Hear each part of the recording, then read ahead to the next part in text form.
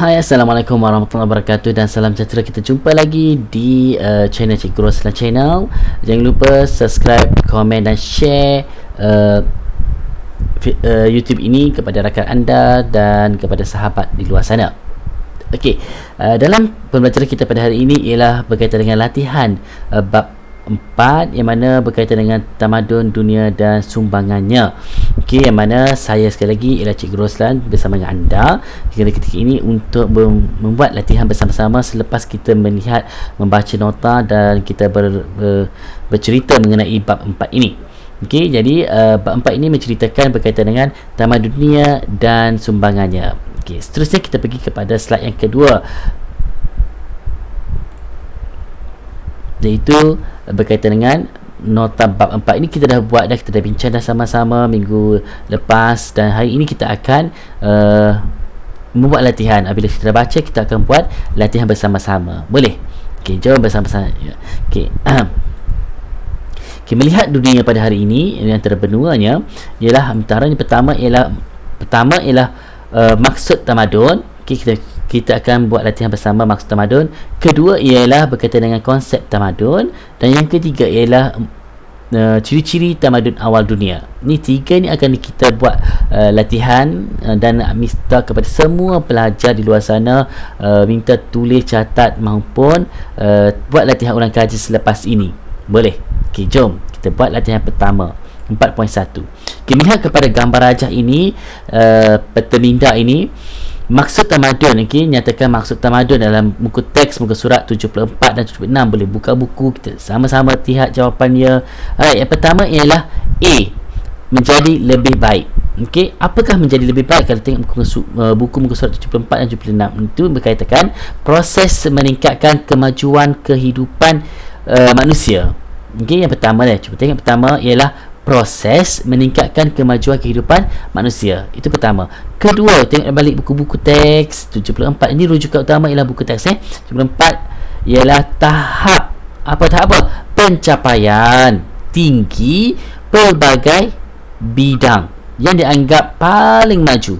Okey, yang mana pencapaian tertinggi pelbagai bidang adalah dianggap paling maju. Okey, yang ketiga C ialah pencapaian pembangunan manusia dan organisasi. Kita dah bincang dah pada minggu lepas berkaitan dengan maksud tamadun ini. Okey, ada 4 maksud tamadun kan. Okey, jadi kita akan bincang satu persatu untuk pengenalan dahulu. Okey, yang kedua ialah berkaitan dengan tinggi budi bahasa dan pembukaan bandar. Ingat pembukaan bandar. Ingat jawapan dia sini.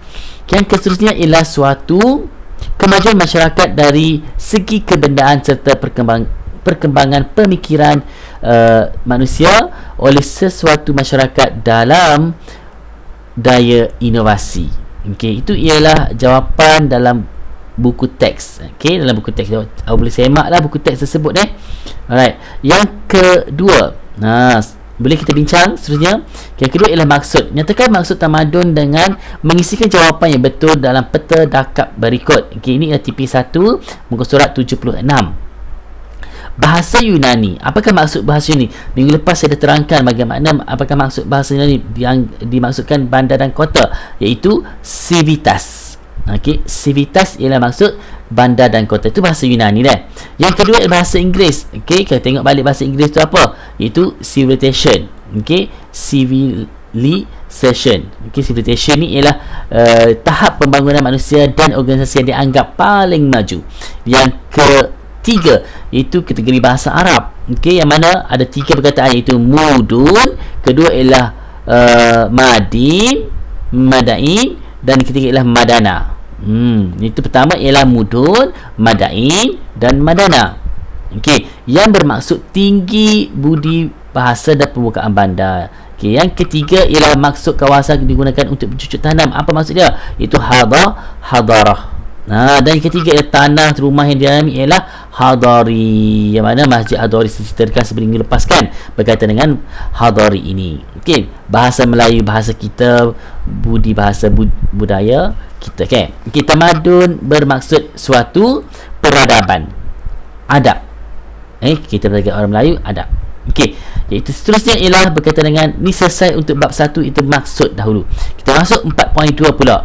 Okey, ringkaskan konsep tamadun berbeza, berbanding beza antara ni muka surat 78 dan 79 buku teks kalau anak-anak boleh tengok, banding bezakan tafsir konsep tamadun mengikut sudut pandangan Islam dan Barat. Okey, kita tengok pada peta buih berganda ini daripada atas sampailah di bawah. Kita cuba tengok yang pertama ialah nombor 1, mengandungi prinsip-prinsip nilai. Apakah mengandunginya? Pertama ialah hadarah. Itu ialah berkaitan dengan tokoh agamawan kita, Ibn Khaldun. Hadarah. Yang kedua ialah menjurus kepada aspek kebendaan dalam kehidupan, iaitu madaniyah. Dan yang ketiga merangkumi pembangunan iaitu lahiriah dan rohaniyah. Lahiriah dan rohani. Rohani dia dalai jiwa. Sentap tu dalam jiwa Dan kita lihat kepada yang keempat ialah berdasarkan konsep tamadun dari sudut pandangan Barat. Nombor 4, menggambarkan tahap sesuatu masyarakat atau budaya yang kompleks. Apakah maksud dia? Iaitu Umpat dahulu Umpat itu ialah civilization. Civilization bermaksud ialah menggambarkan. Dan nombor 5 ialah dikaitkan dengan pembangunan lahiriah. Saya bagi dia jawapan dah. Boleh kita bincang, boleh anda bersama dengan rakan anda buat sama-sama latihan ini. Dan boleh buatlah peta buih seperti ini. Seterusnya ialah ciri-ciri tamadun awal dunia. Nyatakan ciri-ciri tamadun awal dunia. Ada 3. Ada ciri-ciri awalnya banyak antaranya. Alright. Antaranya ialah pertama, ciri-ciri dia kita bincanglah tadi, pertanian dan perdagangan pertama. Yang kedua ialah sistem pemerintah. Yang ketiga ialah semua sekali, pembentukan bandar. Yang keempat ialah pengkhususan pekerjaan, yang mana berada di bandar dikhususkan pekerjaan, siapa manager, siapa supervisor, siapa banker dan sebagainya. Yang ketiga ialah teknologi, yang mana pada ketika itu perlukan teknologi yang tinggi. Pada kita hari ini pun sama juga. Seterusnya ialah organisasi sosial, NGO dan sebagainya. Banyak lagi melibatkan sekolah maupun luar. Seterusnya ialah agama dan kepercayaan. Dan seterusnya ialah tulisan dan penyimpanan rekod. Dan terakhir ialah kerohanian, kesenian dan kesusteraan, yang mana yang saya cakap tadi ialah yang minggu lepas berkaitan dengan kesenian kesenian dan kesusteraan, yang mana berkaitan dengan ukiran dan sebagainya. Sangat mahal itu. Sekali ingat baliklah, tengok nota saya video yang pertama tu. Ni ialah ciri-ciri tamadun awal. Seterusnya kita pergi kepada slide yang seterusnya. Jelaskan sebab-sebab perkembangan kegiatan pertanian. Cuba tengok sini. Ada 4. Jelaskan. Ada sebab-sebab perkembangan kegiatan pertanian. Pertama ialah penciptaan pelbagai peralatan. Pertama Kedua, pembinaan saliran. Ketiga, penciptaan kincir angin, yang mana memerlukan tenaga. Dan yang keempat ialah pembinaan teres di tanah tinggi. Yang seperti mana saya rakyat tadi, ialah tanah tinggi dia ada circle tepi tu, untuk itu teres untuk cekam tanah bagi runtuh. Ni penjelasan dia. Seterusnya, lengkapkan peta pokok berikut untuk menerangkan tentang kegiatan pertanian. Cuba tengok betul-betul. Peta pokok ni. Perdagangan tempatan. Pertama ialah bentuk kegiatan perdagangan. Cuba tengok buka buku teks muka surat 81. Masyarakat yang tinggal di kota mendapatkan makanan dan barang barang pertanian dengan menukarkan barangan dan kraft tangan. Ini ialah antara yang perdagangan tempatan. Manakala jarak jauh pula ialah masyarakat dari kawasan tamadun yang berbeza tukar barangan dengan penduduk yang mempunyai bahan mentah. Bahan mentah dia boleh kongsi bersama mereka. Contoh kita nak rempah daripada India ni minggu lepas saya ceritakan. Daripada India ialah rempah. Jadi bahan mentah tersebut kita tukarlah dengan pedagang jarak jauh, PJJ. Seterusnya ialah jelas sistem pemerintahan dalam masyarakat tamadun awal dunia. Muka teks muka surat 81. Ada ciri-ciri sistem pemerintahan. Yang pertama ialah dibentuk untuk menguruskan pemerintahan negara kuartal. Siapa bentuknya? Itu kerajaan. Okey, yang kedua B, iaitu dibantu raja dibantu oleh pegawai daripada golongan bangsawan dan secara adik ialah pendeta, orang berilmu lah. Dan seterusnya C ialah apa yang dibentuk untuk melincikan urusan pentadbiran negara, itu undang-undang. Okey, seterusnya. Okey, lengkapkan peta alif berikut untuk menjelaskan pembentukan bandar dalam tamadun awal dunia. Okey, peta alif ini pertama ialah pertempatan, iaitu pertempatan apa? Kekal. Okey, wujud hasil perkembangan aktiviti pertanian. Yang kedua ialah kewujudan, okey, iaitu kampung. Bila kekal ia wujud kampung. Dan itu pembentukan bandar. Sebab ramai dah orang daripada sebuah keluarga jadi 2 buah keluarga, 3, 4 buah dan sebagainya, dan seterusnya jadi bandar. Okey. Seterusnya B, jelaskan ciri-ciri bandar dalam tamadun awal. Okey, pertama ialah pelan susun atur bangunan dan pertempatan yang tersusun. Okey. Yang kedua ialah ciri dia ialah mempunyai apa? Rumah kediaman dan kemudahan perigi. Okey, bilik mandi dan tandas. Ini ialah asas kepada rumah kediaman perigi. Zaman dahulu tak ada air boring. Okey, tak ada air daripada kerajaan. Semuanya kena gali untuk dapatkan mata air dan menjadikan perigi. Perigi ni bentuknya ada petak, ada bulat. Biasanya bulat lah zaman dahulu. Perigi ni ada ikan kaloi. Biasanya kita ikan kaloi dalam tu untuk bagi makan ikan kaloi. Adalah petua-petua zaman dahulu kala kan. Kaloi itu ikan lah, ikan yang famous pada ketika itu. Seterusnya yang ketiga ialah yang teratur dan sistematik seperti apa? Okey, itu ialah kemudahan prasarana. Okey, teratur dan sistematik seperti iaitu pasar, rumah ibadat dan kawasan kediaman dia tersusun lah. Okey, dan yang keempat ialah pembinaan sistem berparitan, okey, dan pembentungan untuk mengalirkan air, tak nak bagi banjir dan sebagainya. Okey, pembinaan kuarter untuk berlindung daripada serangan orang luar dan menjadi kawasan sempadan antara mereka lah. Okey, seterusnya yang kelima, nyatakan contoh pekerjaan yang wujud kesan daripada peningkatan jumlah penduduk. Okey, ada 6 semua. Pertama, contoh pekerjaan dia ialah pengutip cukai. Kedua ialah jurutera. Ketiga ialah tentera. Keempat ialah petani. Kelima ialah kumpulan artisan. Dan keenam ialah saudagar dan pedagang. Ini ialah ada dalam buku teks buku surat 82. Okey, seterusnya kita pergi ke seterusnya ialah senaraikan monumen terkenal dalam setiap tamadun berikut.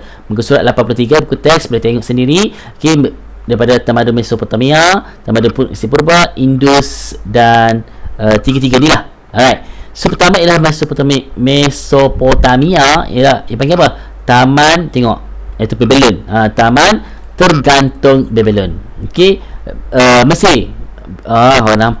Tengok tu tahu dah, itu piramid. Okey, dan seterusnya Indus ialah negara kuarter Mohenjo-daro. Ini ialah tempat yang mana monumen yang penting dalam konteks sejarah dunia. Okey, seterusnya ialah lengkapkan struktur sosial pada zaman Mesir Purba. Cuba tengok betul-betul daripada secerita minggu lepas, daripada bawah sampai ke atas. Tengok atas dahulu. Itu atasnya ialah Fir'aun. Yang bawah nombor 2 ialah wazir, pegawai kanan ataupun pendeta dan sebagainya lah. Okey, yang seterusnya golongan penyalin. Okey, penyalin ni penulis, dan seterusnya ialah karyawan ataupun artisan. Yang seterusnya ialah petani dan buruh yang buat kerja, dan sekali hamba, itu pembantu rumah. Okey, ini ialah piramid yang ada di Mesir Purba. Okey, muka surat 83 boleh rujuk Dan yang terakhir sekali ialah soalan terakhir. Jelaskan tentang agama dan kepercayaan masyarakat tamadun awal dunia dengan melengkapkan peta dakap berikut. Okey, cuba tengok muka surat 84. Okey, agama dan kepercayaan.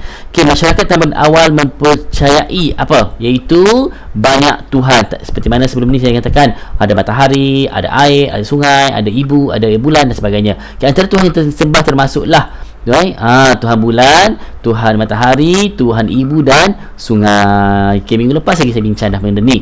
Okay, jadi yang keseterusnya ialah institusi agama berperanan menguruskan apa itu upacara keagamaan seperti korban binatang atau mempersembahkan makanan kepada kuasa roh. Okey, dan yang terakhir sekali, tempat ibadat yang besar dibina seperti tanda sebagai tanda menghormati Tuhan. Ini seperti mana yang kita bincang pada minggu lepas. Nota yang sama juga saya bawa untuk soalan yang ni. Okey, seterusnya yang ke-9, jelaskan kepentingan tulisan kepada masyarakat tamadun awal dunia dengan melengkapkan petadakab berikut. Okey, ada 3 perkara. Pertama ialah kepentingan sistem tulisan. Apa kepentingan dia? Itu menyimpan rekod. Okay, kalau kita kat evidence lah, anak-anak semua evidence. Cikgu nak tengok evidence awak macam mana buat ketak, hantar ketak sejak sekolah. Maka inilah menyimpan rekod. Yang kedua ialah merekodkan perkara penting dengan masyarakat dan diri sendiri. Okey, pentingnya tulisan. Yang ketiga ialah mencatatkan undang-undang. Apabila ada rekod, kita boleh buat undang-undang dan sebagainya untuk keperluan semasa. Contohnya COVID-19, kita perlukan benda ginilah untuk jadikan rekod yang baru kepada kita. Okey, itu sahaja soalan. Ada soalan yang ingin tanya kepada saya, boleh selfie kepada saya dan tanya di bawah, komen dan share. Boleh?